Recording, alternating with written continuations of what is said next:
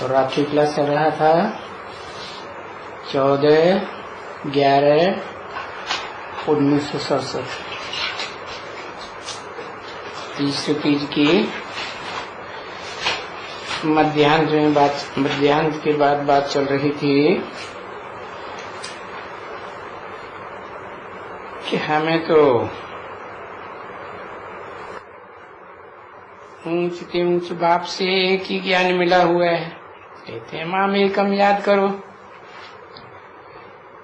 तो तुम्हारी ये जन्म जन्मांतर के विकर्म है, पाप कर्म, वो सब विनाश हो जाएंगे।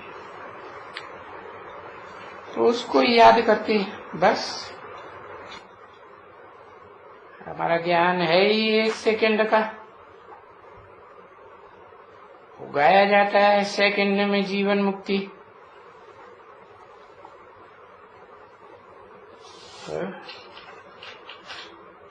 उनको फिर बात करने का ज्यादा टाइम नहीं देना चाहिए।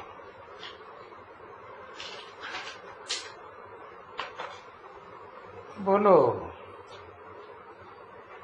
ये शास्त्रों की तो ढेर की ढेर बात ही नहीं करो। अब यहाँ आए हो तो हम जो कहते हैं सो सुनो बस। तो वो 2 अक्षर कह करके चुप होकर के बैठ जाना चाहिए। कुछ भी फिर कहें भी, चलो बोलो, बाबा कहते हैं माम एकम याद करो।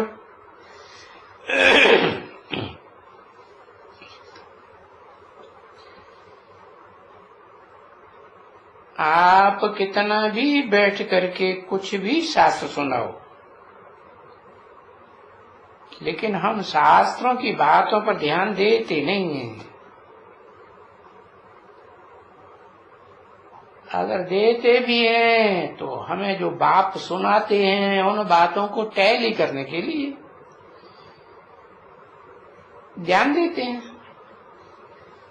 क्योंकि आप शास्त्रों को ही मानते हैं इसलिए। बाकी शास्त्रों में तो ढेर की ढेर गपोड़े हैं और ढेर शास्त्र हैं।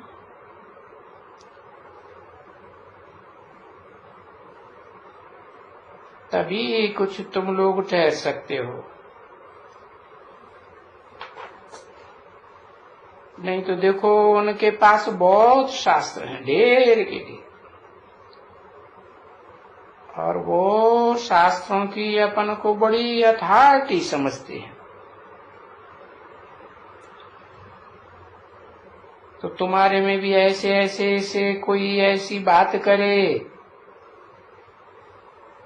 अगर टिप्पण छोटी मोटी चीज बात कर दी तो फिर कुछ नीचे ऊपर हो जाएगा। और संस्कृत में तुम्हें बोलना भी नहीं आवेगा, तो फिर आबरू घुमाए देंगे। इसलिए कभी भी ऐसी जैसों से वो अपन को हल्का अगर समझें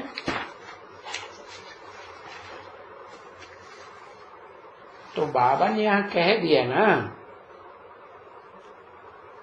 कोई भी सन्यासी हो, बोलो आप हैं सन्यासी हठयोगी और हम हैं राजयोगी।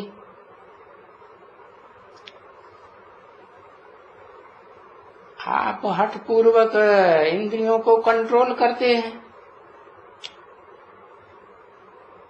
और घर बार छोड़ देते हैं। जो रचना रची है उसकी परवरिश न करके उसको छोड़ देते हैं। इसलिए हमारा आपस से बात करना फालतू है, खत्म, खेल ही खलास कर दो। जो वो कुछ भी बोले ना, और अखबार बखबार में भी किसी को डालना होगा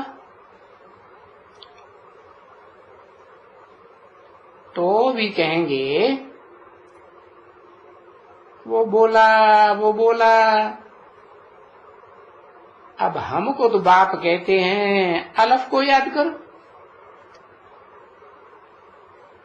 तो तुम्हारा जन्म जन्मांतर का पाप कट जाएगा। दूसरा तो कुछ वो डाल भी नहीं सकते हैं,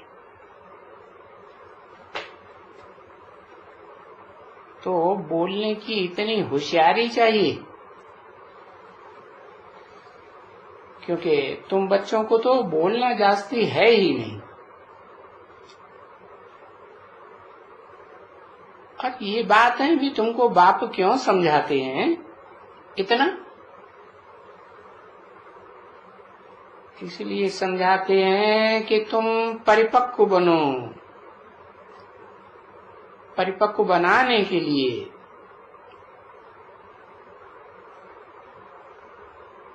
कोई भक्तों से बात नहीं करते हैं।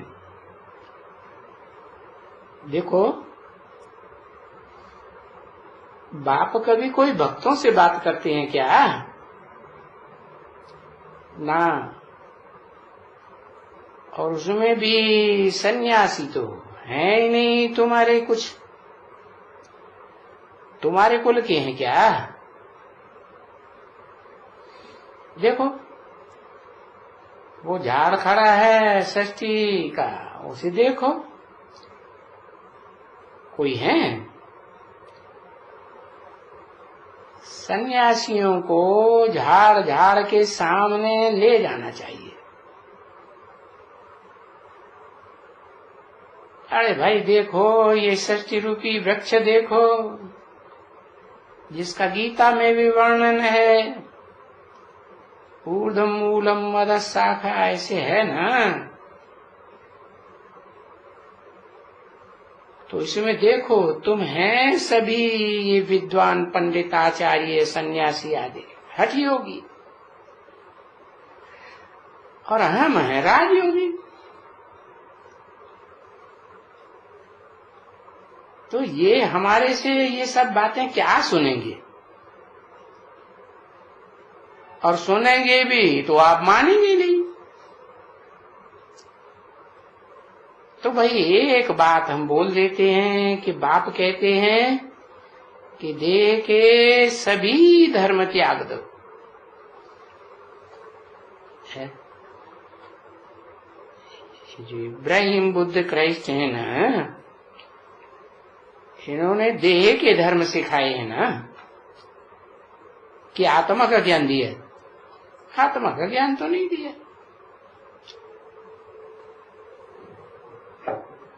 हाँ, अब बाप कहते हैं अपन को आत्मा समझ माम एकम याद करो।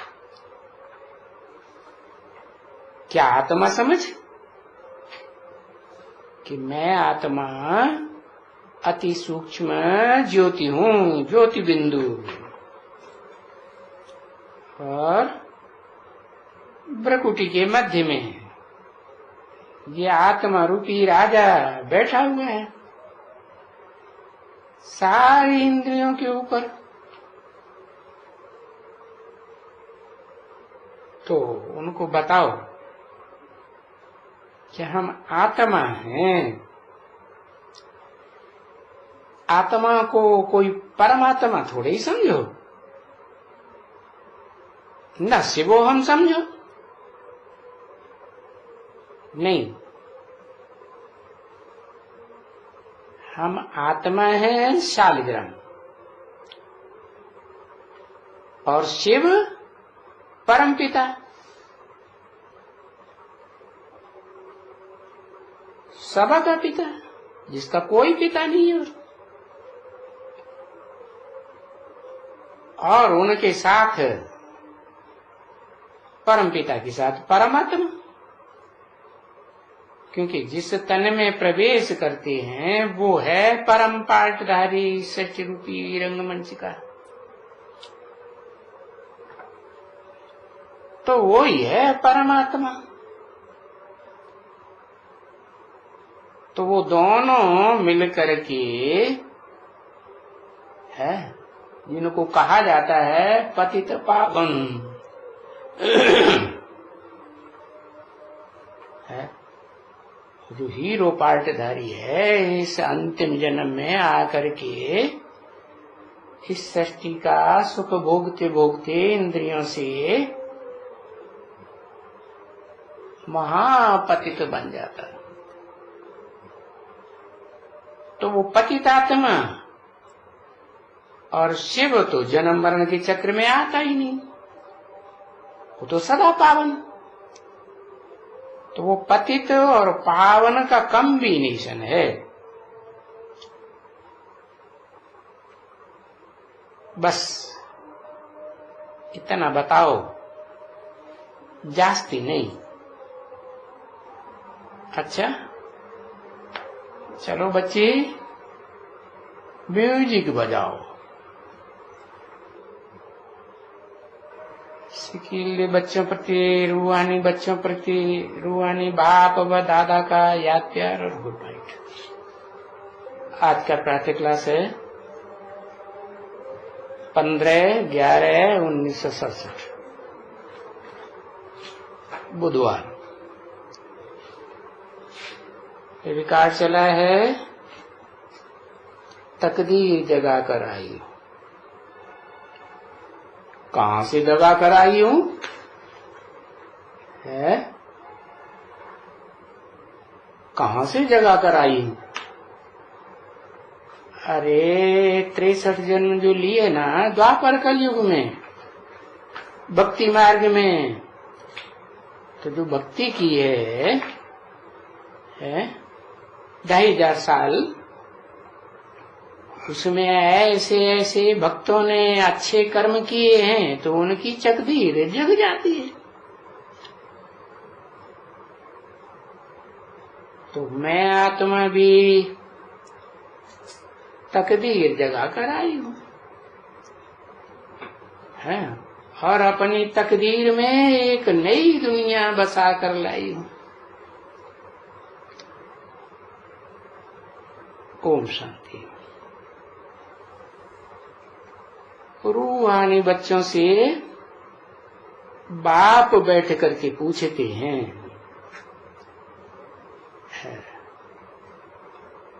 बाकी देह अभिमान में जो बैठे हुए हों उनसे तो कुछ पूछते भी नहीं। पूछते हैं कि बच्चों कौन सी तकदीर लाए हो बनाई करके, दिखलाओ बाबा को। है ऐसा कोई बच्चा है दिखलाने वाला? तुम बताओ, तुम दिखलाएगी? कौन सी तकदीर बना के लाई हो? और तुम बनाएगी? अच्छा बताएगी कौन सी तकदीर? किसी ने कहा बाप से वर्षा मिलने की तकदीर। अरे बाबा बोलते हैं तकदीर कहाँ है तुम्हारी, दिखलाओ। तो किसी ने कहा हमारे पास ही है,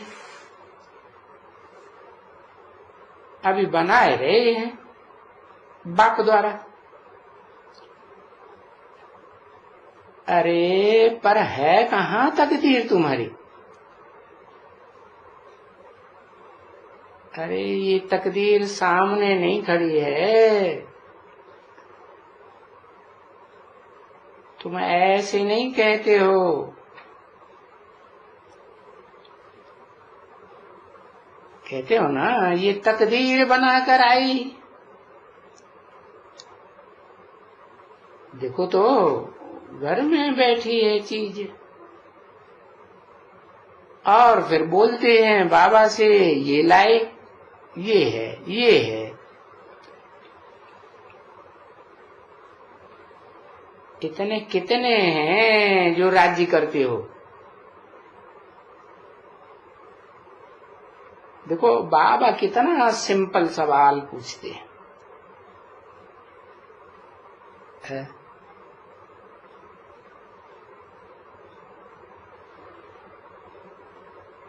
कि तकदीर कौन सी बना करके लाए हो।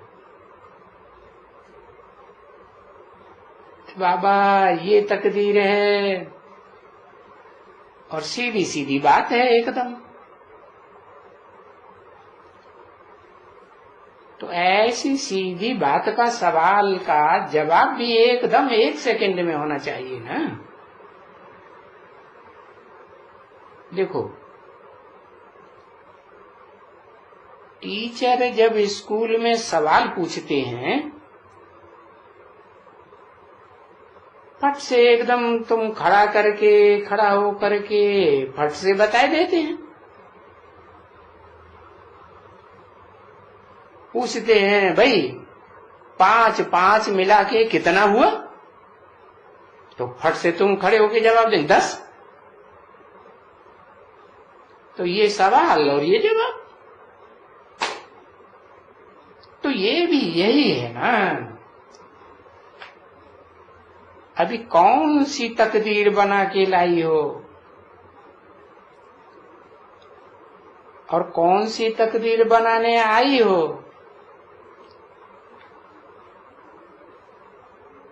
बाबा ये है, बताओ कैसी सीधी बात। तभी तो बाबा कहते हैं कहाँ भी जहां भी तुम ये चित्र वगैरह चित्रशाला बनाते हो, तो यहाँ है प्रिंसिपल, और ये बड़ा प्रिंसिपल, बड़ा कि ये तकदीर बनाकर आए, समझा ना। और भारत की ये तकदीर बन गई है। इसलिए बाबा कहते हैं ना बच्चे, जो तकदीर बनती रहती है उनको ढिंढोरा में ले आना चाहिए, और तो और तो कोई मनुष्य इस बात को जाने, क्योंकि कोई भी जानते तो कुछ भी नहीं है। तो ये तुम बैठ करके मनुष्यों से, अभी ये जो देवताएं बन रहे हो, बल्कि तुम तो साफ कहते हो बच्चे कि हम तो नर से नारायण बन रहे हैं, या नारी से लक्ष्मी बन रहे हैं। तुम तो ये मानते ही नहीं हो, है? तुम तो साफ कहते हो कि हम नर से नारायण नारी से लक्ष्मी बनते हैं। राम सीता थोड़े ही बनने के लिए आए है? कोई राम सीता बनने के लिए सीता बने राम बने। तो देखो तुम तो एकदम पकड़ करके बैठ गए क्या, अरे राम तो फेल हो गया तो हम राम थोड़े ही बनेंगे। तुम तो पकड़ के बैठ गए क्या, क्योंकि ये जानते हो कि ये सत्यनारायण की कथा है? ये कोई फेलियर की कथा नहीं है। ये बाप बैठ करके सच सच, और बात भी कितनी सहज सच समझाते हैं। सच सच नर से नारायण बनाने के लिए बाबा रास्ता बताते हैं क्या, और बहुत सहज रास्ता है। देखो कितना सहज रास्ता है। है? क्योंकि अभी तुम पतित बन गए हो, पुकारते हो, अपन को कहलाते हो कि हम पतित हैं, और फिर बुलाते, कितने जन्मों से बुलाते आए हम पतितों को, पावन बनाने वाले आओ। तो फिर बताओ कि हम कौन सा पावन बना ले। और पावन भी तो यही बनाएंगे ना, और तो कोई दुनिया में है नहीं जो पतितों को पावन बना दे। जो ऊंच से ऊंच होगा वही तो पावन बनाएगा ना, है? तो कहेंगे ही एवर प्योर, एवर पावन। हम यहाँ श्री सीता और राम के तो चित्र नहीं रखेंगे ना वास्तव में, वो तो समझाने के लिए कि इनके बाद फिर सीताराम का राज्य होता है, गिरती कला का राज्य हुआ, 14 कला संपूर्ण। 16 कला थोड़े ही कहेंगे, 16 कला तो नारायण को ही कहेंगे, है। इसलिए उनको भी देरी से रखा गया है, त्रेता में, सतयुग में नहीं रखा गया। तो पहले पहले तो हैं ये ना, ये पहले वाले लक्ष्मी नारायण। तो बच्चों को तो झट रिस्पॉन्ड इतना जल्दी देना चाहिए।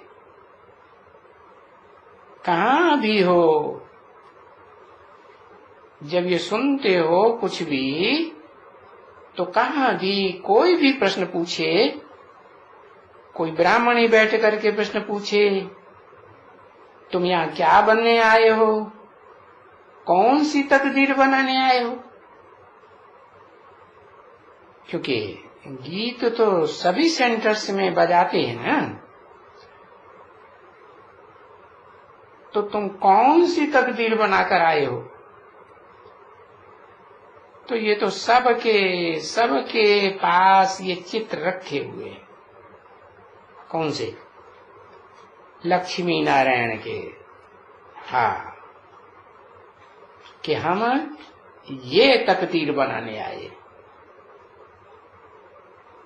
भाई इतनी ऊंची तकदीर, 16 कला संपूर्ण नारायण, सत्य नारायण, जिनकी कथा घर घर में सुनाई जा रही, तो ये इतना ऊंच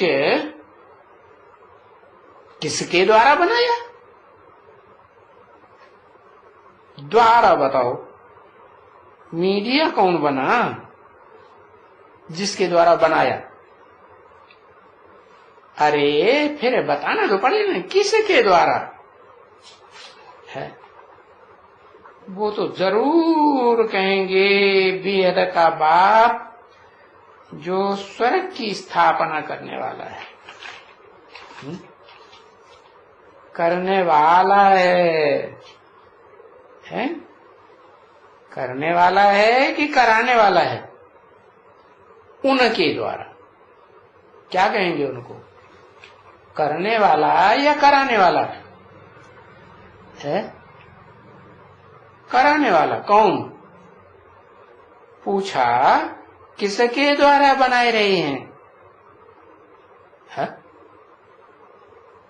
अरे किसके द्वारा बनाए रहे हैं? वो जिसके द्वारा बनाए रहे हैं वो करने वाला है या कराने वाला है? ये नहीं पूछ रहे हैं कि साकार है कि निराकार है। द्वारा है तो साकार ही होगा। हाँ, मुकर्रर रथधारी हुआ, तो करने वाला है कि कराने वाला है? क्या कहेंगे? है?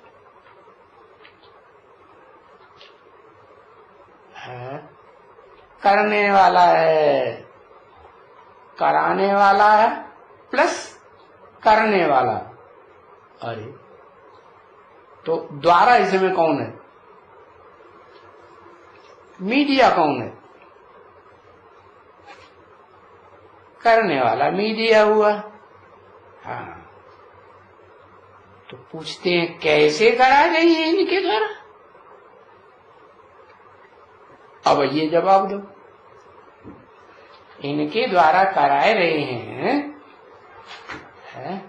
ये करनहार है, हाँ, प्रवेश करके वो तो कराए रहे हैं, कराने वाले की बात हुई। यहाँ करने वाले की बात है ना, तो वो करने वाले कैसे कर रहे हैं? जिनके द्वारा बताया कि बनाए रहे हैं, कैसे? कहेंगे हम ज्ञान ले रहे हैं, समझा ना? क्योंकि अभी भक्ति तो खत्म,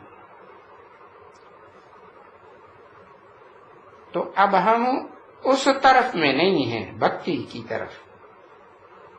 भक्ति तो रह गई उस तरफ है। क्या होती है भक्ति में? है सुन लिया और सुना लिया, सुनना और सुनाना, ये होता है भक्ति। और यहां इस तरफ में क्या होता है?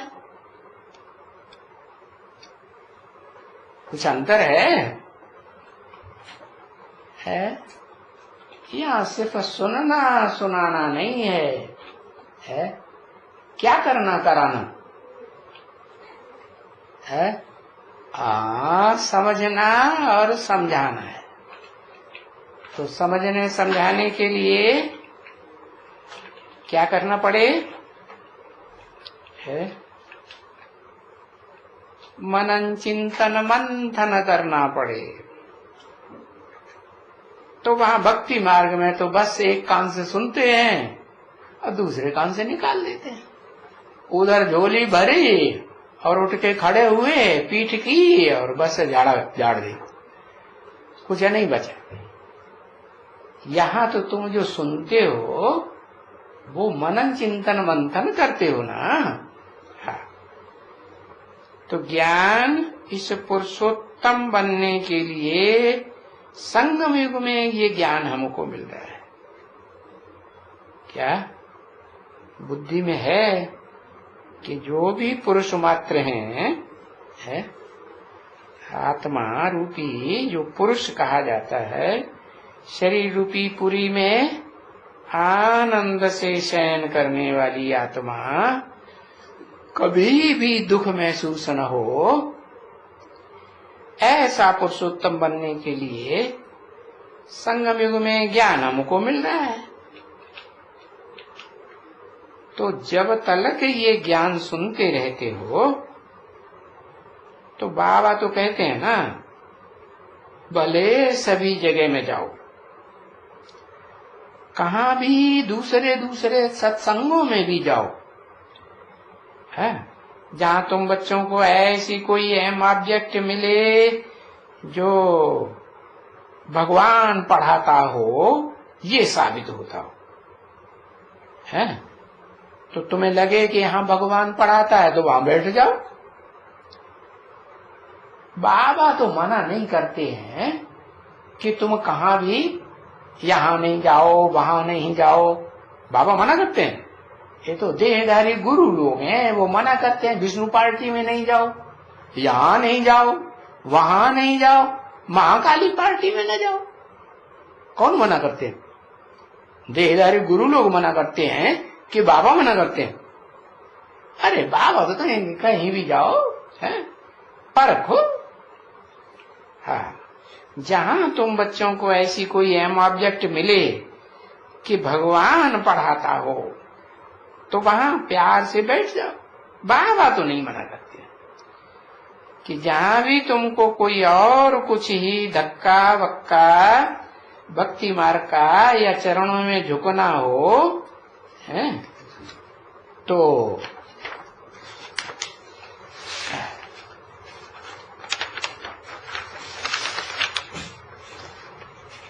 तो जाओ।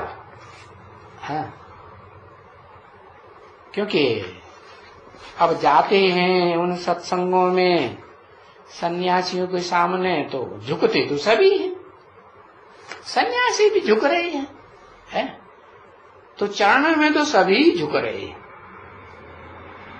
है? नहीं तो सन्यासी सभी शिव की पूजा करते नहीं हैं, परंतु नहीं करते हैं जरूर। अच्छे अच्छे जो सन्यासी हैं उनमें बाप ने समझाया है कि सबसे बड़ा जो शंकराचार्य था, पहला शंकराचार्य, वो किसी के सामने माथा नहीं टिकाता। और अभी भी जो बड़ा शंकराचार्य होगा ना भारत में, वो किसी के सामने माथा नहीं झुकाएगा।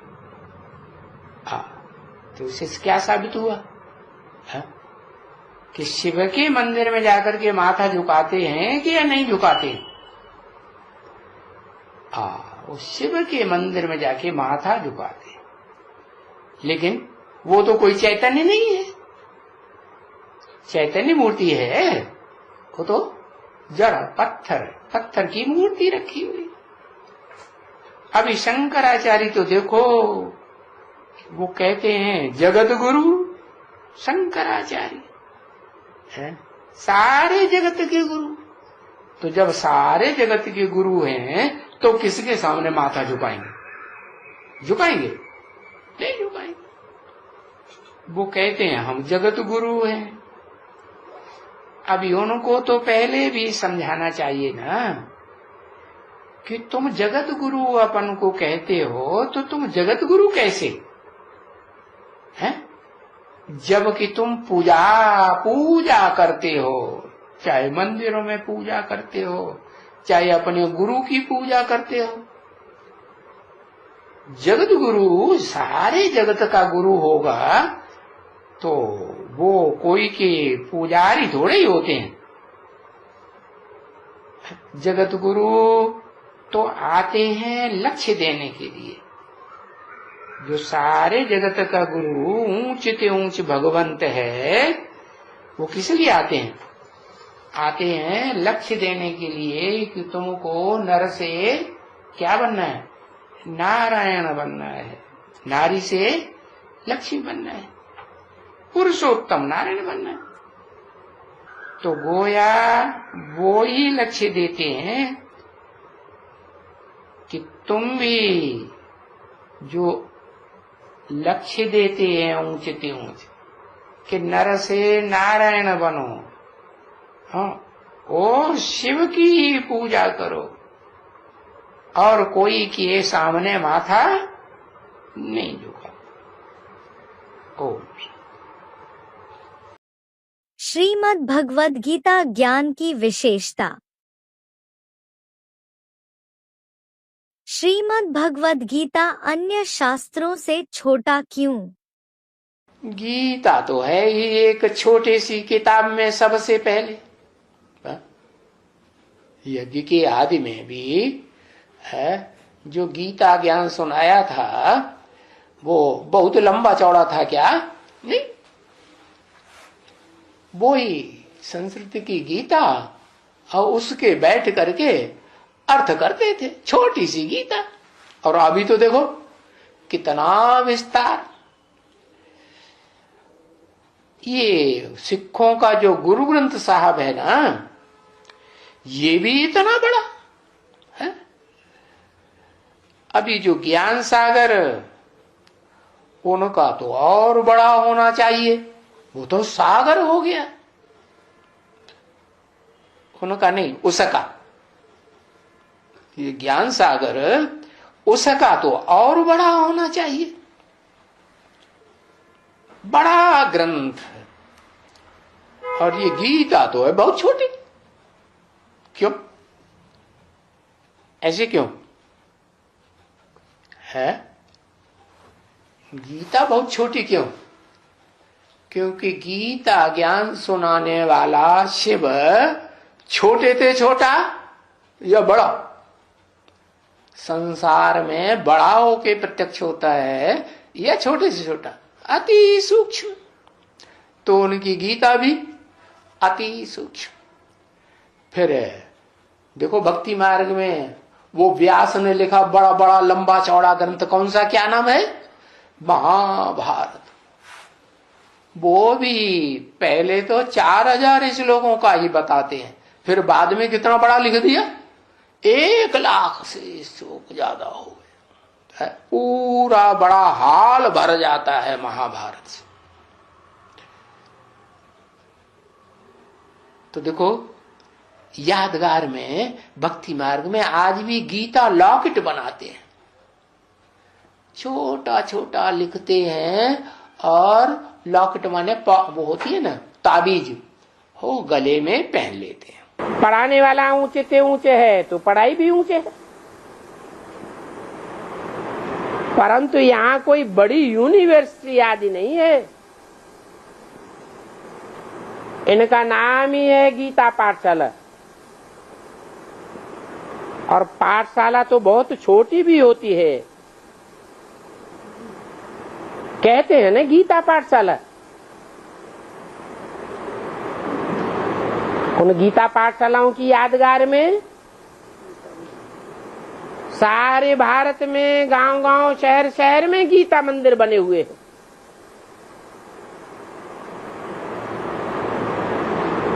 कोई ब्रह्मा कुमारी विद्यालय नहीं बने हुए हैं, गीता मंदिर बने हुए हैं। जरूर भगवान बाप ने आकर के गीता मंदिरों में पढ़ाई होगी। सर्वशास्त्र में ही गीता है,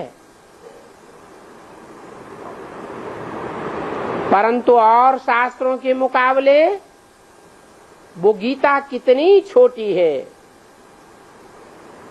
और वेद शास्त्र आदि तो कितने बड़े बड़े बनाते हैं।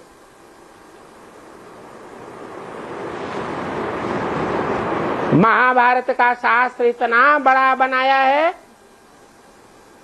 कि कोई एक आदमी उसे उठाए भी नहीं सकता है। गीता बहुत छोटी बनाते हैं। इन सभी बातों को अभी तुम बाप के द्वारा समझ गए हो।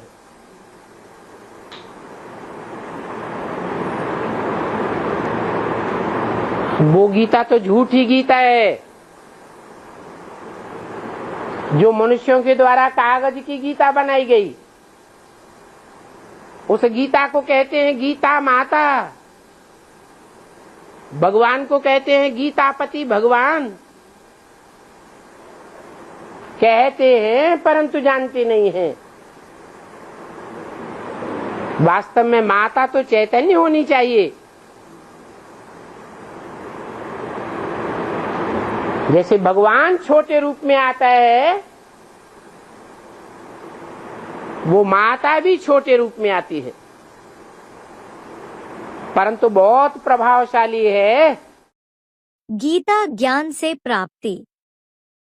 वो लोग गीता सुनाते हैं, परंतु उनके गीता सुनाने से क्या प्राप्ति होती है वो तो कोई को पता नहीं है। गीता सुनाते ही सुनाते मर जाते हैं, फिर दूसरे जन्म में जाकर के बच्चा बना, फिर तो नहीं सुना सकते। जब बड़े हों, बुजुर्ग बने, गीता पाठी बने, तब फिर दूसरों को सुनावे। यहाँ तो बाप तुम बच्चों को एक ही बार पढ़ाते हैं। जन्म लेने की बात नहीं,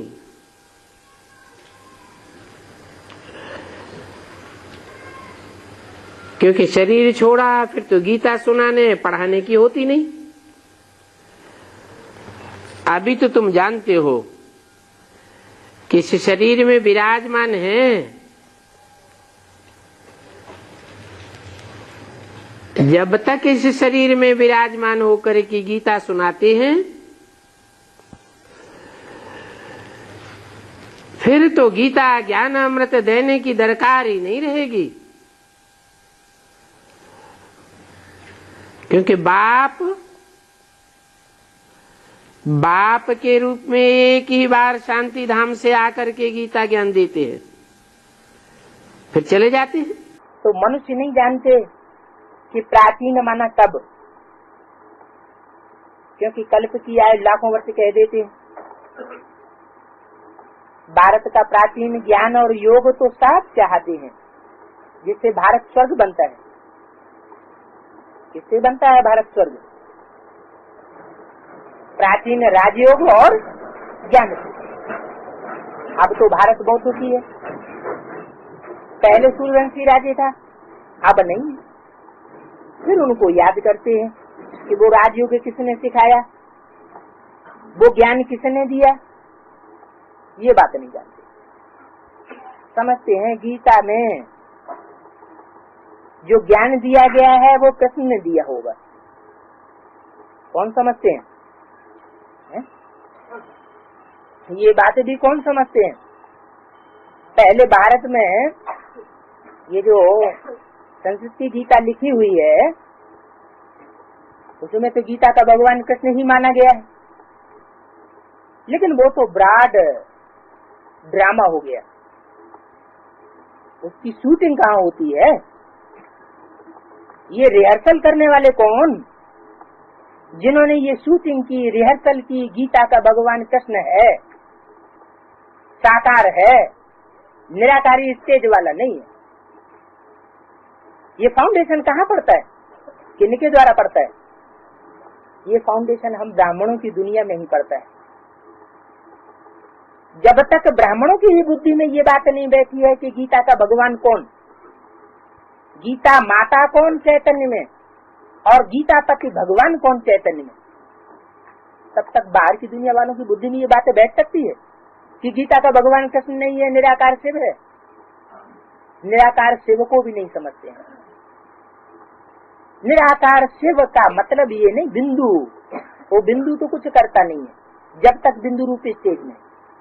वो बिंदु जब तक साकार में ना आए और निराकारी स्टेज को प्रत्यक्ष न करे, तब तक वो संसार में परमात्मा बाप बनकर के प्रत्यक्ष भी नहीं होता है। तो वो निराकार, निराकार का मतलब सिर्फ बिंदु नहीं है, उसका गहरा अर्थ ये है निराकारी स्टेज वाला। धर्म पिताएं भी निराकारी स्टेज वाले होते हैं। उनके चित्र को देखो, चेहरे को ध्यान से देखो, गुरु नानक को देखो, बुद्ध को देखो, क्राइस्ट को देखो, निराकारी स्टेज चेहरे से झलकती है ना। वो तो है धर्म पिताएं। लेकिन उन बापों का भी बाप जब इस सृष्टि पर प्रत्यक्ष होता है आदि सनातन देवी देवता धर्म की स्थापना करने के लिए, तो वो तो कितनी निराकारी स्टेज वाला होगा। एवर लास्टिंग, एवर प्योर कहा जाता है। एवर प्योर का भी कोई प्रूफ चाहिए। निराकारी, निरहंकारी, निर्विकारी का भी प्रूफ चाहिए, सिर्फ कहने की बात नहीं है। तो जो समझते हैं कि गीता में ज्ञान कृष्ण ने दिया होगा, उनको लाखों वर्ष हो गए, इसलिए प्रायलोप हो गया। नहीं तो बाप से वर्षा लेने में बच्चों को कोई भी तकलीफ नहीं होनी चाहिए। बाप के बने तो बच्चे के अधिकारी बने। फिर भी माता पिता टीचर की शिक्षा मिलनी होती है ना। मुक्ति का भी वर्षा चाहिए, इसलिए गुरु करते हैं। परंतु जीवन मुक्ति तो कब कोई हो ही नहीं सकती। जब जीवन बंध का अंत हो तब जीवन मुक्ति की याद हो। जीवन बंध माने जीवन है लेकिन बंधा हुआ जीवन है। कैसे बंधा हुआ है? जन्म का दुख, बुढ़ापे का दुख, बीमारियों का दुख, मरण का दुख। ये जन्म जरा मरण का दुख शरीर के साथ बंधा हुआ है, तो कहेंगे जीवन मुक्ति, जीवन बंधन। ये तीनों ही बंधन से परे हो जाएं जीवन में रहते हुए। जीवन मुक्ति की आदि ही तभी ही हो सकती है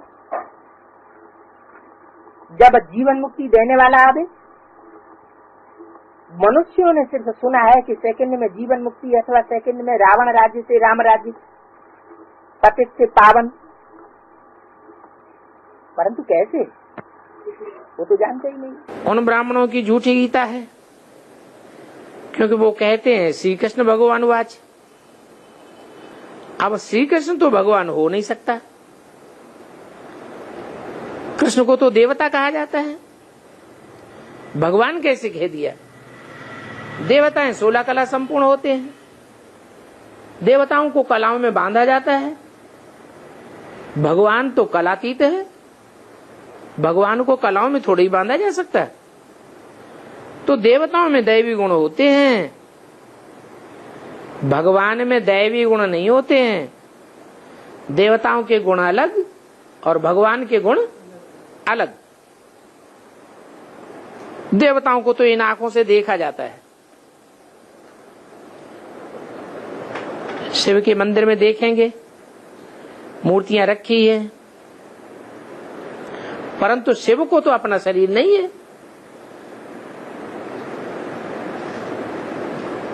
वो परमात्मा है, परमात्मा अर्थात परमात्मा, ईश्वर प्रभु भगवान आदि से कोई अर्थ नहीं निकलता है।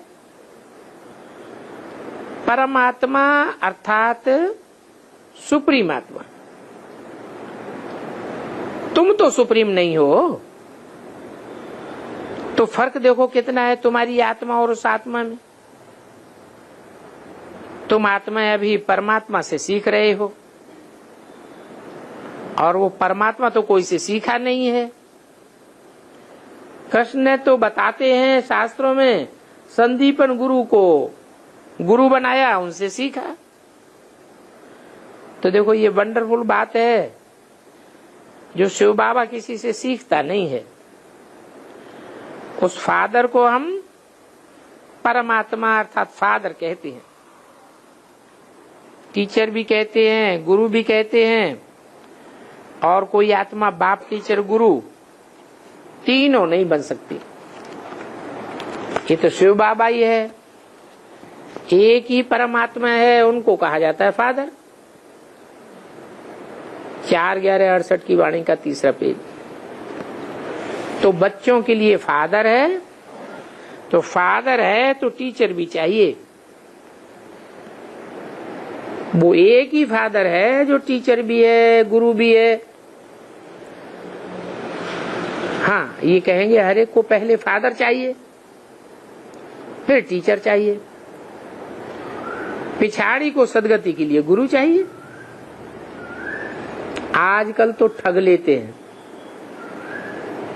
कहते हैं बच्चों को भी गुरु कराना चाहिए तो सदगति हो जाए। नहीं तो गुरु हमेशा पिछाड़ी में किया जाता है, वानप्रस्थ होने के बाद गुरु करते हैं। तो बाप भी कहते हैं मैं तुम्हारा बाप टीचर भी बनता हूं, मैं ही तुम्हारा सदगति दाता सदगुरु भी बनता हूं। तो सदगति देने वाला गुरु एक है, बाकी तो अनेक गुरु हैं, सब दुर्गति करने वाले। वो दुर्गति ही देते हैं। सिख लोग कहते भी हैं एक सदगुरु अकाल मूर्त। एक सदगुरु है, बाकी सब गुरु हो गए। मैं तो सभी का सदगति दाता हूं। गीता के विषय पर समझाने की युक्ति। तो ये समझाना होता है रावण राज्य और राम राज्य। तो कोई वहां कॉन्फ्रेंस में जाना चाहिए तो भी संस्कृत गीता अच्छी जानते हो तो वो बहुत अच्छा समझा सकते हैं। और तुम्हारी तो सच्ची गीता है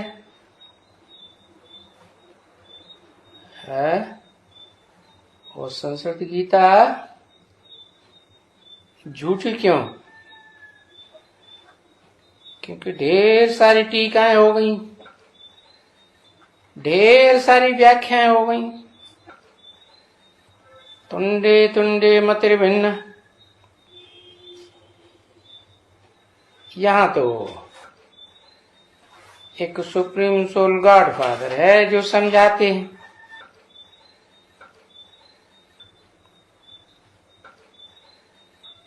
समझा ना?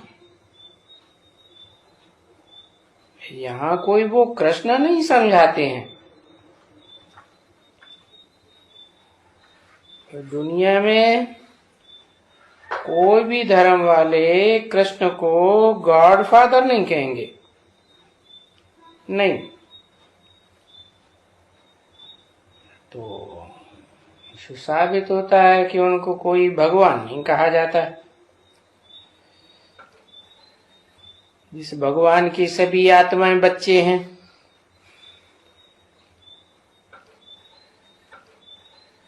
वो आत्माएं जो बच्चे हैं गॉड फादर के, वो उनको गॉड फादर ही कह के बुलाते हैं। कोई बाप को थोड़े ही बुलाते हैं, या धर्म पिता को थोड़े ही बुलाते हैं। जिस्म को कभी भी गॉड नहीं कहा जा सकता है। एक ज भूल है, जिस भूल के कारण सारी दुनिया भूली हुई है, हैं? वो भूल है गीता का भगवान बच्चे को बताई दिया। जिस बच्चे की पूजा करते हैं, कृष्ण बच्चा, पूजा तो पवित्र की जाएगी ना, है? जिसमें पवित्रता नहीं होती है वो तो राक्षस कहे जाते हैं, हैं? जो कर्मेंद्रियां है ना, उन कर्मेंद्रियों का राक्षसी कर्म करते हैं, जैसे कामेंद्रिय। तो जो हिंसक हैं उनको बताया कि सारी सृष्टि हिंसक बनाई दी। तो बच्चों को बताया कि तुम्हें आज की दुनिया के जो गद्दी नशीन है, चाहे समाज में, चाहे धर्म क्षेत्र में, चाहे राज्य क्षेत्र में, गद्दियों पर बैठे हुए हैं। वो तुम्हारे पास हमारे अहंकार के नहीं आ रहे, दे अहंकार चढ़ा हुआ है। तो पहले पहले तुम उनको ये भूल जाके बताओ, क्या गीता खंडन की हुई है। कैसे खंडन कर दी? गीता जिसमें राजयोग का ज्ञान है, राजाई कैसे प्राप्त होती है, इस ज्ञान से वो राज भरा हुआ है। क्या राजाई? दुनिया में जो राजाइयां चली हैं, वो राजाइयां तो हिंसक युद्ध करके उन्होंने राजाइयां प्राप्त की हैं।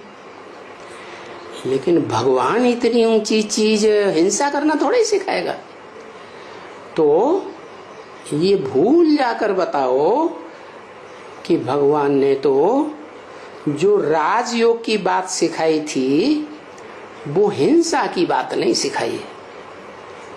वो तो ये बताया है गीता में, कामेश क्रोधेश रजोगुण समुद्भव। ये काम और क्रोध जो हैं, ये रजोगुण से उत्पन्न होते हैं, और रजोगुण देवताओं में नहीं होता, सात्विक गुण प्रधान होता है उनमें। तो ये जो कृष्ण का नाम डाल दिया है, वो तो बच्चा है, भले 16 कला संपूर्ण पवित्र है, हैं? तो उस पवित्र की पूजा होती है। बड़े कृष्ण की तो पूजा नहीं होती। क्यों? कहते हैं बड़ा कृष्ण था तो उसको तो 8 पट रानियां थी, 16,000 रानियां थी, ये था वो था, इतने बच्चे थे, तो पवित्र थोड़ा ही रहा। तो उस पवित्र की पूजा करते हैं, बच्चा की, वो तो ठीक है। लेकिन बच्चा राज की बातें क्या जानेगा? क्या राज? कि इंद्रियों के ऊपर जीत पाएंगे तो विश्व की बादशाही मिलेगी। इंद्रिय जीते जगत जीते। अब बच्चा इस बातों को क्या जाने, कि इंद्रिय को कैसे जीतना होता है? तो ये भूल जाकर उनको बताओ कि गीता में जो कृष्ण का नाम डाल दिया है ये बड़ी भारी भूल हो गई। ये भूल करने से दुनिया के जो और धर्म के धर्म पिताएं और उनके फॉलोअर्स हैं वो कृष्ण को भगवान मानने के लिए बिल्कुल तैयार नहीं होते। दिखलाना है कि इसमें तो ढेर सारे श्लोक हैं जिनसे ये साबित होता है कि भगवान तो निराकार है, अभोक्ता है, अकर्ता है, अजन्मा है। ये तो तुमने गीता का भगवान कृष्ण को बनाई दिया। वो तो जन्म लेता है, शरीर भी छोड़ता है, उसका तो गुरु भी हुआ। भगवान का कोई गुरु हो सकता है क्या? जैसे ये बड़ी सभाएं होती हैं उनमें ये अच्छी तरह से उनको समझाना पड़े कि व्यास ने भूल की है किस बात की, कि गीता का भगवान साकार कृष्ण है। क्या भूल गई? एक तरफ शास्त्रों में लिख दिया है सतयुग में 16 कला संपूर्ण, त्रेता में 14 कला संपूर्ण, द्वापर में 8 कला संपूर्ण होते हैं। और दूसरी तरफ क्या लिख दिया? द्वापर में जन्म लेने वाला कृष्ण कितने कला संपूर्ण? 16 कला संपूर्ण। जबकि बताते हैं कृष्ण मनुष्य वेश में आया। तो जब कृष्ण मनुष्य वेश में आया तो 16 कला संपूर्ण क्यों? द्वापर में टोटल 16 कलाएं होती ही नहीं है, 8 कलाएं ही तो रह जाती हैं। तो कृष्ण भी कितने कला संपूर्ण होना चाहिए था? है 8 कला संपूर्ण होना। उन्होंने क्या लिख दिया? 16 कला संपूर्ण। तो व्यास ने भूल कर दी है। क्या भूल कर दी है? कि कृष्ण को कहां युग में, कौन से युग में डाल दिया? द्वापर में डाल। भगवान तो माना लेकिन द्वापर युग में डाल दिया। और क्या भूल कर दी? दूसरी भूल कर दी है कि उन्होंने ये नहीं सोचा कि भगवान आएगा तो सृष्टि में कुछ परिवर्तन करके जाएगा, यह सृष्टि और ही नीचे गिरती चली जाएगी। है परिवर्तन करके जाएगा ना। लेकिन भगवान को दिखा दिया द्वापर के अंत में और सृष्टि में आ गया कलयुग महापापी। ये क्या भगवान के आने की निशानी हुई? इससे भगवान साबित होता है? अरे वो तो धर्म पिताएं भी आए बड़े बड़े इस सृष्टि पर, जो बड़ी बड़ी जनरेशन के मालिक बन के बैठ गए। उनके आने के बाद भी दुनिया है नीचे गिरती गई, और भगवान भी आए उसके बाद भी दुनिया नीचे गिरती जाए तो भगवान कैसे साबित होगा? तो फिर उन दुनिया वालों से पूछना चाहिए गीता का भगवान कब आया था?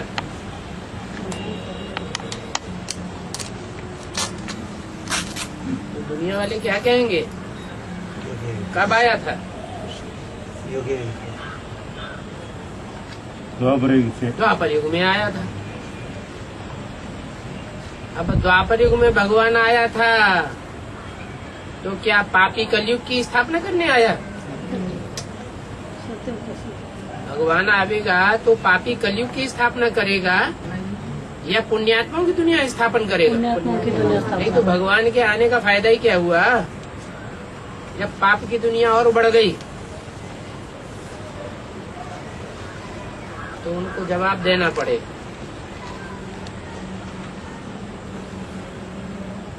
चलो दुनिया वालों को तो जवाब दे दिया कि द्वापर में नहीं आया।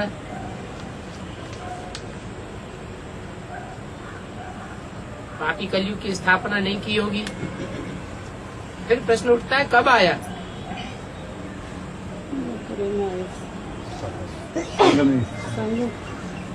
जरूर कहेंगे जो 4 युग हैं, चतुर्युगी है, उन चारों युगों में जो तमो प्रधान युग है, पाप का युग है, उसके अंत में ही आया होगा। नहीं तो पाप की दुनिया का अंत कौन करेगा सिवाय भगवान के? गीता में जो लिखा है यदा यदा हि धर्मस्य, धर्म की जब ग्लानि होती है तो कौन से धर्म की ग्लानि होती है?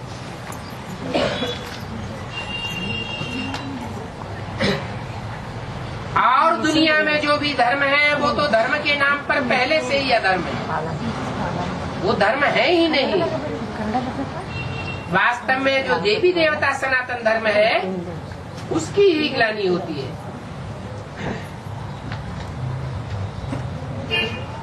लिख दिया है संभवामि युगे युगे, मैं हर युग में आता हूँ।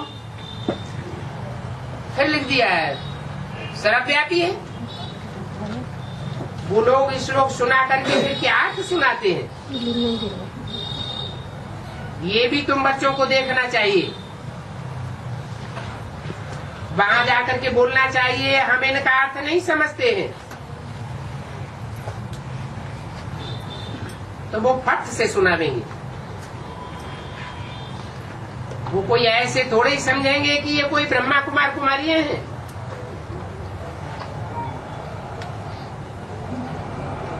करके तुम्हारा सफेद ड्रेस है, परंतु तुम्हारे पर कोई ब्रह्मा कुमारी का छापा थोड़े ही लगा हुआ है।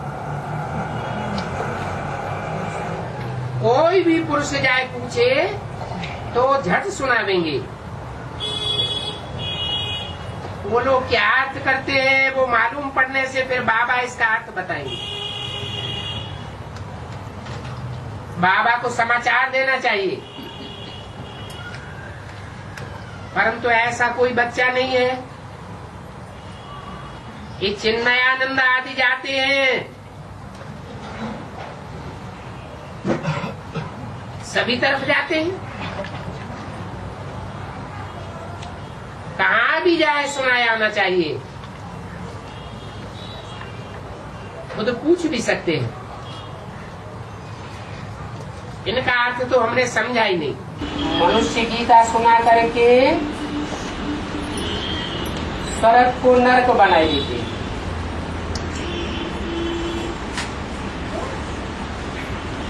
इस पॉइंट पर समझाने के लिए जोर दिया जाता है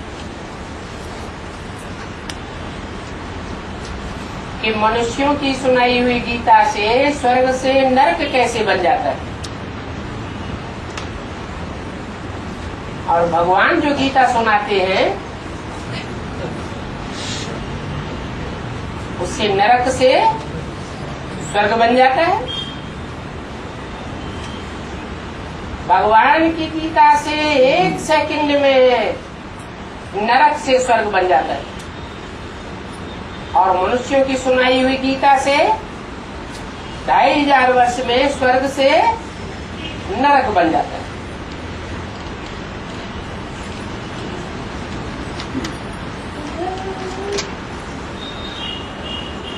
आगे चल करके शायद इस बात पर केस हो जाए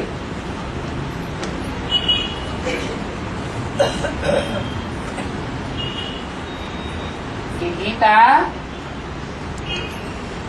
जिस भगवान की सुनाई हुई है वो भगवान कोई देहधारी नहीं है, वो तो देह से ऊपर आम रहने वाला है, निराकार है। निराकार ही आकर के जब गीता ज्ञान सुनाते हैं तो मनुष्यों को निराकारी, निर्विकारी, निरहंकारी बनाते हैं। अभी तुम बच्चे इस पॉइंट पर समझाने की कोशिश कर रहे हो।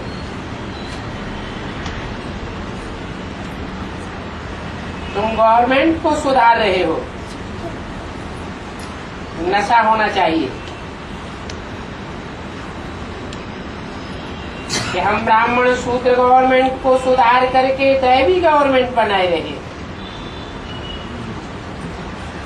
आगे चल करके जब तुम्हारा झाड़ बढ़ता जाएगा तब पीछे महसूस करेंगे कि इन द्वारा मनुष्य स्वर्ग का मालिक बन सकते हैं। शिव जयंती, श्रीमद् भगवत गीता जयंती, न कि कृष्ण जयंती सो गीता जयंती। झूठी गीता पढ़ते पढ़ते मनुष्य नीचे ही गिरते आए और बाप की समझाने से कितना ऊपर चढ़ते हो।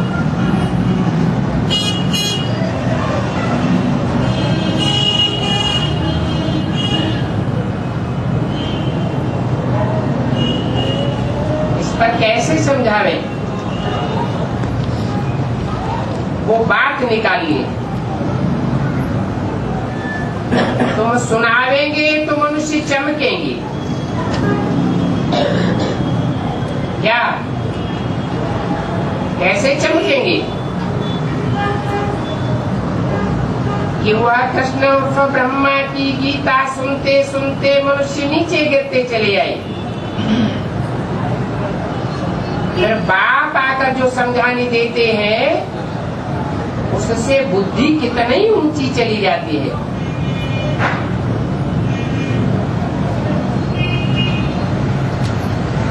वो चमकेंगे तो तुमको सहन करना है। ये युद्ध का मैदान है ना। विघ्न तो आवेंगे परंतु उनसे डरना नहीं है। श्री कृष्ण उर्फ ब्रह्मा भगवान वाच की गीता जन्म जन्मांतर पढ़ते नीचे उतरती चले आई। बाप तो एक ही बात सुनाते,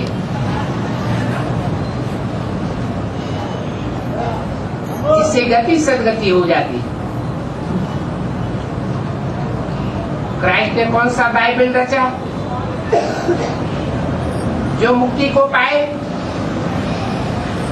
कोई भी मुक्ति को नहीं पा सकते। और मुक्ति को तो तब ही पावेंगे जबकि बाप आवेंगे। आप समान जरूर बनाना है।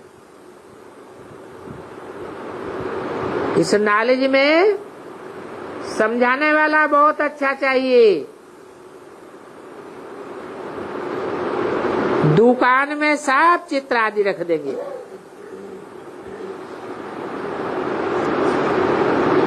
तुम्हारा फर्स्ट क्लास दुकान होगा। बाबा तो है ही जादूगर,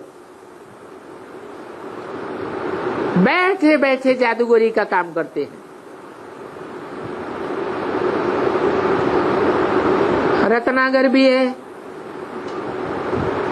कैसे अच्छे अच्छे रत्न गढ़ करके तुमको देते हैं।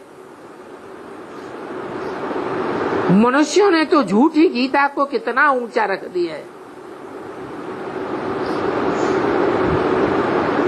जिस गीता को पढ़ते पढ़ते हम बिल्कुल झूठे बन पड़े, झूठ खंड के मालिक बन पड़े। अब इस सच्ची गीता से हम सचखंड के मालिक बनते हैं।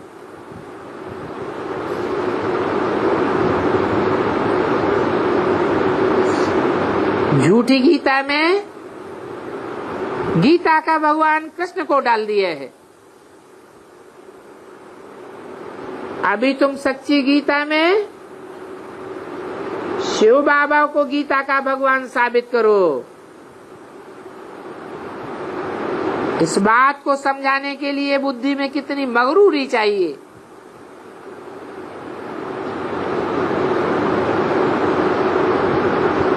ऐसी सर्विस का नशा बहुत होना चाहिए।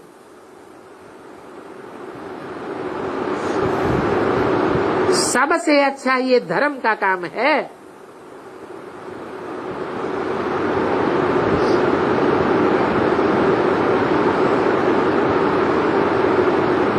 कौन सा काम बताया? सिद्ध करो गीता का भगवान कौन है, कृष्ण है या शिव बाबा है। यथा राजा धर्मात्मा तथा प्रजा। सतयुग में थे ही धर्मात्मा राजा रानी, यहाँ तो सभी पापात्माएं हैं। तो वहां लाइब्रेरी में बैठ करके सर्विस करनी चाहिए। यहां से समझ करके फिर वहां जाए करके समझाना है।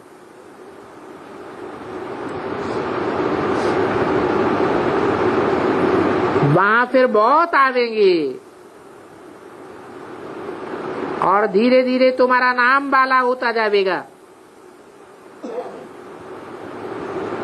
तुम्हारी नॉलेज तो बिल्कुल क्लियर है, परंतु जब तुम दुकान निकालो तब तो नाम निकले, तब तो लोगों को मालूम पड़े